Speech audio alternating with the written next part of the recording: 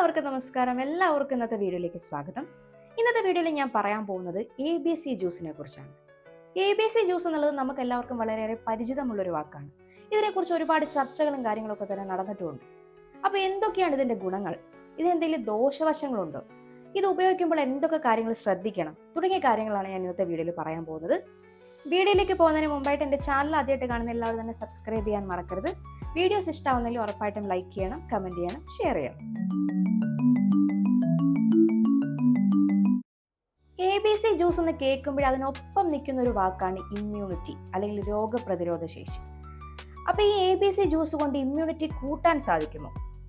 ആദ്യം തന്നെ ഒരു കാര്യം പറയട്ടെ, നമുക്കൊരിക്കലും ഇമ്മ്യൂണിറ്റി കൂട്ടാൻ സാധിക്കില്ല. പക്ഷേ ഈ ജ്യൂസിന് ഒരുപാട് ഗുണങ്ങളുണ്ട്.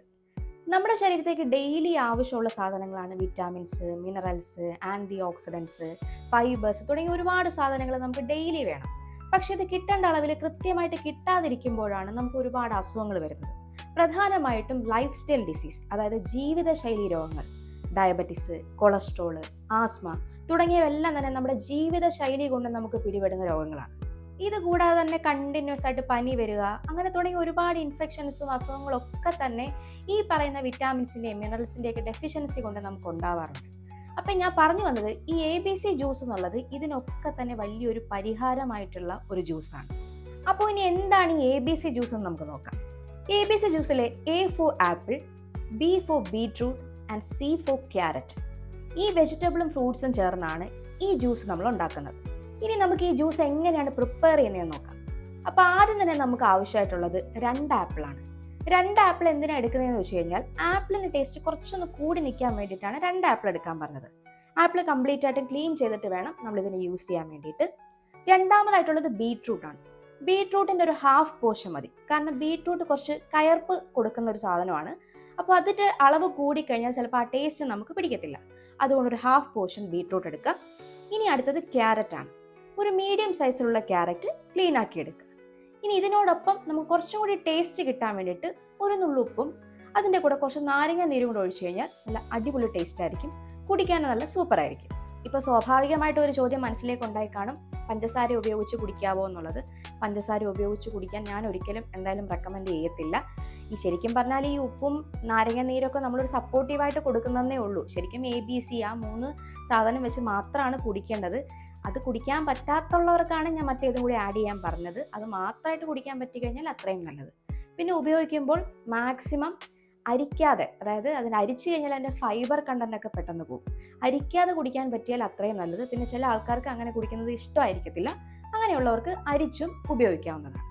അപ്പം ഞാൻ നേരത്തെ പറഞ്ഞതുപോലെ തന്നെ നമ്മൾ ഡെയിലി കഴിക്കുന്ന ആഹാരത്തിൽ നിന്ന് കിട്ടുന്ന ഗുണങ്ങൾ നമുക്ക് വളരെ കുറവാണ്. അതുകൊണ്ട് തന്നെ ഇത് ഡെയിലി ഉപയോഗിക്കുന്നത് ശരീരത്തിന് വളരെ നല്ലതാണ്.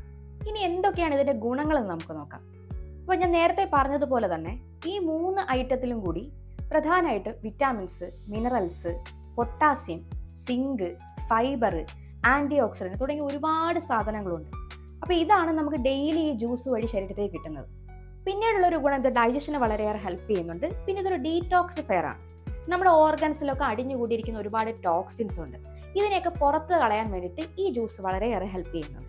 അടുത്തതായിട്ട് ഇമ്മ്യൂണിറ്റിയെ സ്റ്റെബിലൈസ് ചെയ്ത് കൊണ്ടുപോകാൻ വേണ്ടി വളരെയേറെ സഹായിക്കുന്നുണ്ട്. ഞാൻ ആദ്യമേ തന്നെ പറഞ്ഞിട്ടുണ്ടായിരുന്നു, നമുക്ക് ഇമ്മ്യൂണിറ്റി ഒരിക്കലും കൂട്ടാൻ സാധിക്കില്ല. നമുക്ക് നിലവിലുള്ള ഇമ്മ്യൂണിറ്റിയെ സ്റ്റെബിലൈസ് ചെയ്ത് ഒന്നൊന്ന് ബാലൻസ് ചെയ്ത് കൊണ്ടുപോകാൻ മാത്രമേ സാധിക്കുള്ളൂ. അപ്പോൾ അതിന് വളരെയേറെ ഹെൽപ്പ് ചെയ്യുന്ന ഒന്നാണ് ഈ ABC ജ്യൂസ്. അടുത്തതായിട്ട് ബോഡിയുടെ ഇൻഫ്ലമേഷനെ കുറയ്ക്കാൻ വേണ്ടി സഹായിക്കുന്നുണ്ട്. ഈ ഇൻഫ്ലമേഷൻ വരുമ്പോഴാണ് നമ്മുടെ ശരീരത്തിൽ പല ഭാഗത്തും നമുക്ക് വേദനയൊക്കെ ഉണ്ടാകുന്നത്. അപ്പോൾ അതിനെ കുറയ്ക്കാനും ഈ ജ്യൂസ് വളരെയേറെ ഹെൽപ്പ് ചെയ്യുന്നുണ്ട്. കോൺസ്റ്റിപ്പേഷനെ തടയുന്നുണ്ട്. അതുപോലെ തന്നെ കാർഡിയോവാസ്കുലർ ഹെൽത്ത്, ഹൃദയത്തിൻ്റെ ആരോഗ്യത്തിന് സഹായിക്കുന്നുണ്ട്.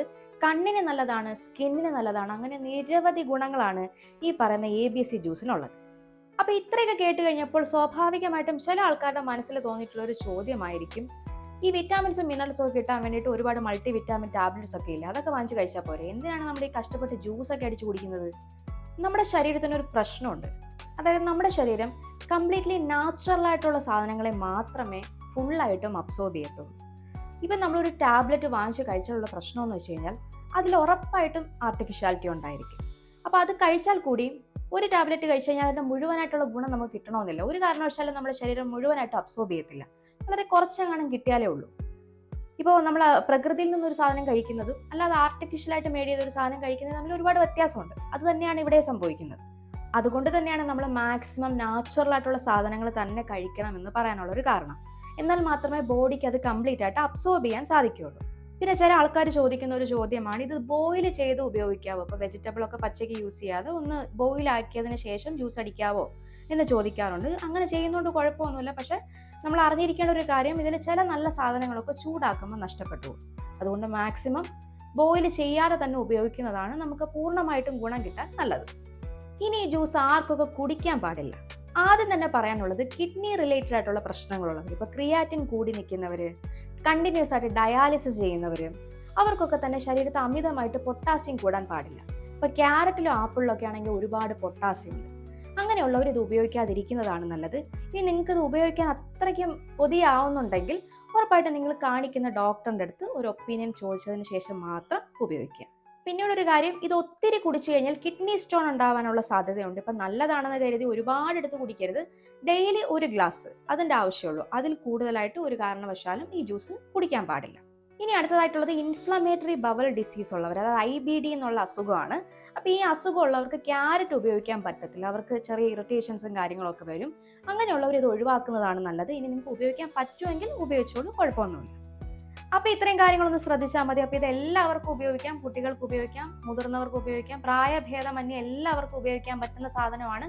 എല്ലാവർക്കും ശരീരത്തിന് ഒരുപാട് ഗുണം ചെയ്യുന്ന ഒരു ജ്യൂസ് കൂടിയാണിത്. അപ്പോൾ ഇതുവരെയും ഉപയോഗിച്ച് തുടങ്ങാത്തവർ ഒന്ന് സ്റ്റാർട്ട് ചെയ്ത് നോക്കുക. ഓരോ ദിവസം കഴിയുന്തോറും നിങ്ങളുടെ ശരീരത്തിൽ ഉണ്ടാവുന്ന ചേഞ്ച് നിങ്ങൾക്ക് തന്നെ മനസ്സിലാവുന്നുണ്ടാവും. അപ്പോൾ ഇത്രയേ ഉള്ളൂ ഇന്നത്തെ വീഡിയോ യൂസ്ഫുൾ ആയിട്ട് തോന്നുന്നുണ്ടെങ്കിൽ ഉറപ്പായിട്ടും മറ്റുള്ളവർക്ക് ഷെയർ ചെയ്യുക. അപ്പോൾ മറ്റൊരു വീഡിയോയിൽ നമുക്ക് വീണ്ടും കാണാം. അതുവരേക്കും ടാറ്റാ ബൈ ബൈ.